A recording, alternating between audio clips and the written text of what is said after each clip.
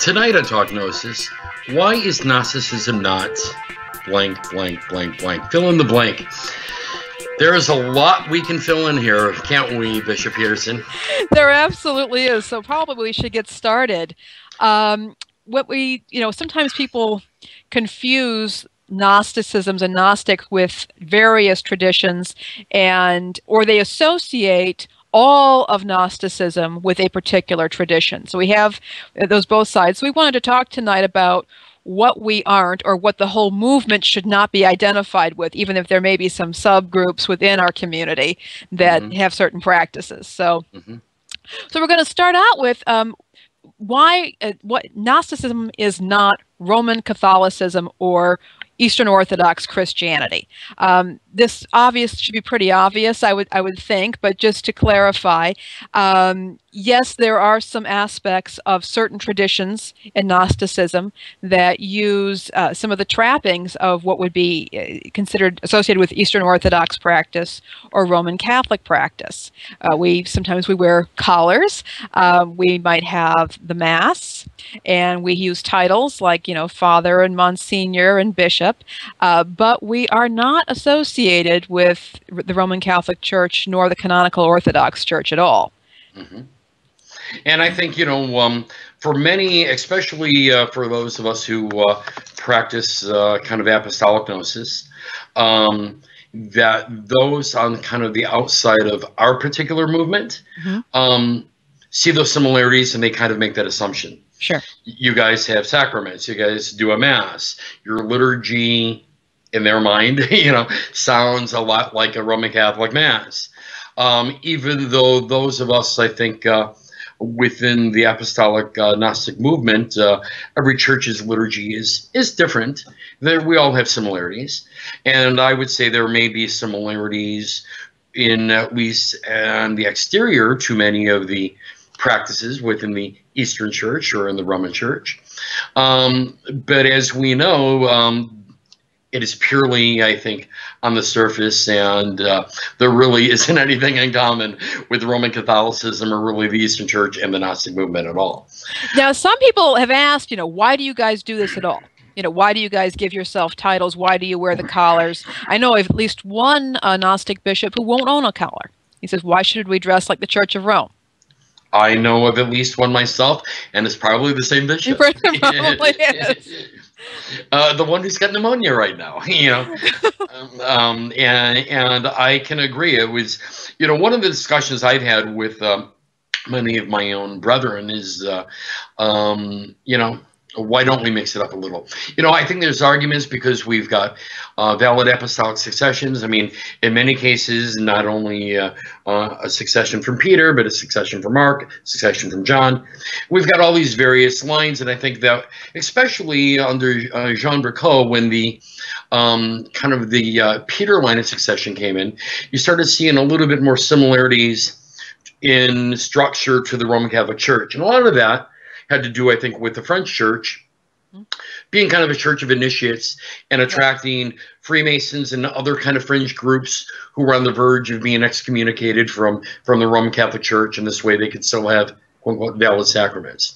But besides kind of the sacramental ideas, as you and I both know, I mean, our theologies, our philosophies, the way that we interpret the symbols are so much different than that of mainstream Christianity. I can use the name Jesus, or as I prefer, Yeshua. I can talk in terms that sound much like my traditional mainstream Christian brethren. But what I may be talking about, or my meaning and my intent, is totally different than how they are taking it. Yeah. We are talking about a very personalized experience, and they are in, I don't want to generalize, but maybe talking about a deity up in the sky, or maybe even a personal Jesus who walked the earth, 2,000 years ago, where we may be relating something totally different than that. Yeah, absolutely. And it's part of why it's important for us when we're working with people to distinguish ourselves as Gnostics, because I'm sure the Roman Catholics and the Eastern Orthodox don't want to be associated with us either. I would assume you are 100% correct in that. Now, I don't have so much of a problem because I'm a girl, and it's pretty obvious that I'm not Roman Catholic. But for my brothers, it's something to be a little aware of, I think. And I think another one that we get, well, and I'm sure you've got this question too. Oh, then you guys are like Protestants. Ah, yes, yes. And I remember this was a while back. There was some sort of thing where there were some women who were excommunicated from the Catholic Church because they underwent an ordination ceremony. Right. And there was a media article about it, and whoever wrote this didn't seem very familiar with what's been going on in the Protestant churches over the past 100 years or so. But they said, well, there are some denominations that do ordain women, like the Episcopal Church and the Apostolic Johnite Church, our Gnostic friends there, and it was kind of amusing. But there were comments to the article. People were asking about this Apostolic Johnite Church, and there was some debate, and somebody was saying, well, they're just another Protestant church. Right. Something that I think might ruffle some feathers within that august body. And but no, we're not another Protestant church. There's no association between us and the Protestant Reformation. There were a number of churches that did split off from Rome, and they have their own history, but we're not part of that. We're the tradition that you and I are in, come from, again, the French Gnostic tradition, Church of the Initiates, and it's a separate thing. And we don't, we're not members of the National Council of Churches or the World Council of Churches. We are a separate movement, and should really not be associated with Protestant Christianity, unless, of course, you're the type of ornery Catholic or Orthodox who essentially says any Christian who does not identify with the Orthodox or Catholic churches is automatically a Protestant. Right. Right. And again, I mean, when I look at mainstream Protestant, faiths, I mean, they are just so much different, than anything that I would consider Gnostic thought. Now, one thing I want to kind of interject before we get much further in this is that one of the issues that sometimes comes to me from some of my students, and maybe you address this as well, is that when we start getting into this topic of what Gnosticism isn't, or why is Gnosticism not this, we almost sort of get into kind of this like negative theology. Yeah. It's sometimes easier to define what we're not than what we are.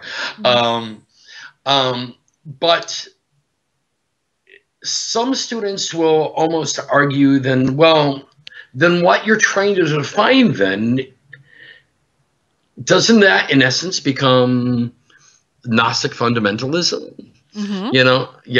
If you're saying this is not Gnostic, this is not Gnostic, this is not Gnostic, and if you're trying to define, are you no better than the Christian fundamental right? Or no different than the Muslim right, or any other particular faith's right? I would argue that we are not trying to define what Gnosticism is, or the experience of Gnosis. Only thing I can define is what my particular church is, and my particular version of Gnosticism in our particular traditions, without trying to define what the whole entire movement is. Bishop Stephen Heller, one of his statements that I've agreed with on many occasions, as I know other Gnostic bishops have, to basically paraphrase, if everything is Gnostic, then nothing is Gnostic. I have a hard issue trying to define everything as Gnostic, and I'm sure many of the things that we're going to be continuing to discuss, will kind of go further into that. But I myself, I know that I'm not trying to make a fundamentalist Gnostic movement, and I think that many of our friends and brethren throughout the Gnostic movement, I think we have pretty open minds on what is Gnostic.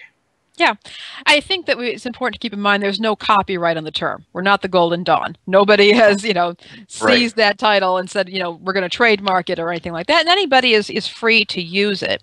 Right. I think that for those of us who are clergy, who have a public presence, it's kind of important to narrow down our definitions a little bit.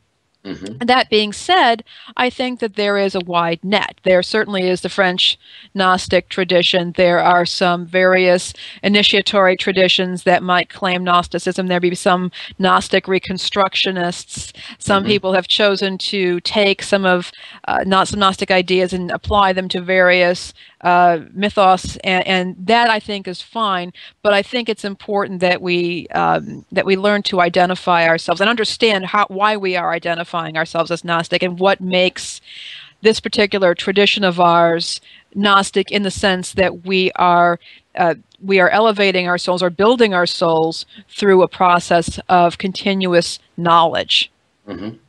developing that knowledge. You know, it's interesting. I think that if many of our listeners were to get on Google and Google the word Gnostic or Gnostic Mass and all the various things that they will see, Yes, you know, one of the kind of highlights we have on here, and I'm gonna probably crack up or blush saying it, is probably. splooge magical. Yes. Splooge magical. Yay! I said it. Yes, you Um, did. I did, and I didn't know if I was going to say it or if I was going to make you say it, but I ended up saying it. Splooge magicals. Well, there's probably different associations that we can Yes. put to that without naming any particular organization or order. There are a But few actually, but there are a few. There are several out there that may be labeled as spermognostics, yeah. who consume, let's just say, sexual fluids as part of their sacrament. Hmm. There are those who, perform either sexual magic Hmm. or even no sex at all. Yeah. Sex at all. And that becomes, kind of their Gnostic tradition. What are your thoughts on that, Bishop? Well, I think that, when you want to slander somebody, you Hmm. often will make sexual slander. People tend to react to sexual slander. And we all know about some of the early church heresy hunters who accused the Gnostics of all kinds of peculiar sexual practices. Hmm. And I don't know how accurate they were or not. I can imagine that, yes, if you're going to have a religion that is based on experience and you're getting all that energy coming in, I wouldn't be surprised if sometimes meetings of Gnostics turned into something fairly naked and twister and all that. But Hmm. we don't know. We don't actually know exactly. We know the slander.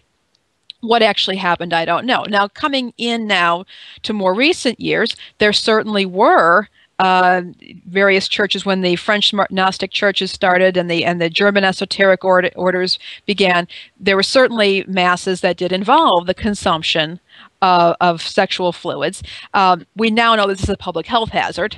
Hmm. And so churches that the groups that do practice this, and I should point out that many Gnostic churches and organizations do not do any such thing. Right. Those that do usually have very strict protocol for how Hmm. they go about that sort of thing. Hmm. Now, there are also some Gnostic organizations that may practice certain forms of sexual magic. I remember reading about one group that actually would not allow heterosexuals above a certain level in their organization because they believed any kind of procreative sex could lead to children, and that's further entrapment in matter. Hmm. So, you had to be, if to be in an advanced level, you had to be celibate or in a gay or lesbian partnership. Hmm. So there are some various things that do happen, or there are various principles that are taught within certain organizations, but this is by no means universal. Hmm. And I think that, at least in my tradition, and I know in yours, that's more of a private matter between the individuals who are part of an organization. Hmm. And if there is any kind of sexual ritual or rite that's going to take place between two consenting adults who are very well trained, Hmm. and it's not going to be part of a public mass. I would also just put this out there for folks who are looking for an organization. No decent organization is ever going to push you to do something that you find uncomfortable. Hmm. And if somebody is doing that, you can tell them to back off, and I would recommend running the other direction. And I would Yeah. definitely agree with that. You know, um, we could have another show on alchemy, sexual alchemy, um, sexual magic and its symbolism and its effect within Gnosis. But we're not going to go there right now. The point is that, are there groups that practice these things? Yes, it's obvious. I mean, if we were to Google Gnostic Mass, probably the first one that's going to pop up is, a pretty famous, magical organization that was at one time headed by Aleister Crowley. Mm-hmm. But that being said, that is one particular organization's take with Gnosticism, and does not represent the whole entire. Does not represent everybody. So it represents one narrow faction of Gnosticism. I'm not here to say whether that is right or wrong. I'm just saying it is one narrow, small percentage and does not represent the whole current. Absolutely. Absolutely. So now we're going to have to start wrapping up in a little bit. We do have a couple of other things. Somebody mentioned here, whatever it is that Sylvia Brown did, and we're not involved with reptilian alien overlords. I think that it's important that while there is an overlap between modern Gnosticism and esoteric practice, that just because somebody claims to be a psychic or is involved in various psychic mediumship, clairvoyance, divination, any of these practices does not automatically make them a Gnostic. I agree. Yeah, and so there may be the overlap, and there are some Gnostics that actually don't get so much into that. They may be more religiously focused and are less interested in the continental or the British esoteric traditions. And we don't believe, I don't believe that we're ruled by a bunch of lizard overlords. Yeah.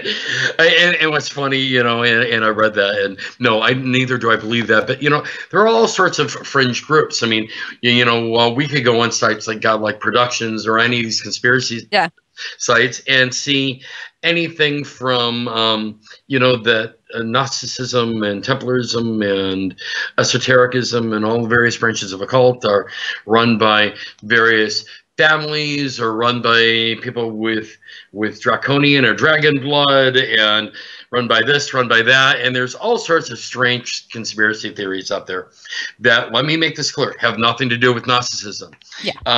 You can read Dan Brown and all these other great fiction authors if you like that particular type of fiction, but it's fiction. It has nothing to do, as much as a bestseller as all of those works by Dan Brown were. It has nothing to do with Gnosticism, people. And same thing with all these conspiracy theories. I mean, but the rest, I guess, we're gonna have to save for another show. We will. Any exciting news? We don't really have much news this week, but we are going to be expecting a wonderful guest next week, Bishop Ken. You want to talk about him? Yes. Pretty excited about this one because of some own personal things in life, we haven't really seen a lot of activity from Monsignor Jordan Stratford for a while. And it's nice to see that he is going to be joining us next week for a show on sex and Gnosticism. And hopefully this will be the first of many times that Monsignor Jordan will be joining us. I know there's some other topics we've thrown around that I would love to have him on, but it should be very, very interesting next week. Looking forward to it. As usual, we do appreciate your comments on YouTube. We also appreciate any comments on our Facebook page. Make sure you find us on Facebook. Also, you can email us comments to talkgnosis@gnosticnyc.com. We do appreciate all of the feedback. And again, we want to thank all of our viewers for your continuous support.